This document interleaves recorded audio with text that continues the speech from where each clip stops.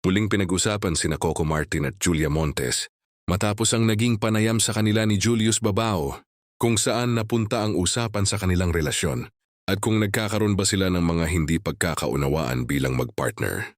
Ayon kay Coco, pagdating sa kanilang personal na relasyon ay halos hindi raw sila nagkakaroon ng matinding pagtatalo. Mas madalas daw na nagkakaroon lamang sila ng palitan ng opinyon.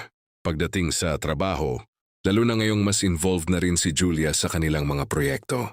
Ibinahagi rin ni Coco na isa na ngayon si Julia sa mga producer ng Sigabo.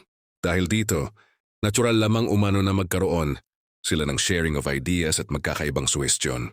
Pagdating sa kanilang trabaho, pero hindi naman daw ito nauuwi sa seryosong away. Pagbibiro pa ni Coco, para hindi na humaba ang diskusyon ay si Julia na lamang daw ang kanyang pinasusunod. Dito naman agad sumingit si Julius at sinabing, "Happy wife is a happy life," sabay banggit na ganun talaga umano sa marriage. Kapansin-pansin para sa ilang fans na parehong sinangayunan at tinawanan. Nina Coco at Julia ang sinabi ni Julius at hindi na nila itinama ang paggamit nito ng salitang wife at marriage.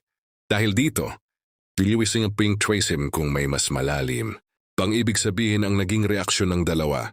Dahil dito marami ang nagsasabi na totoong kasal na sina Coco at Julia kahit wala pa silang malinaw na pag-amin tungkol dito. Pero para sa kanilang supporters, sapat na naman ang kanilang pagiging komportable at masayang pagsasama para lalong kiligin sa relasyon ng dalawa.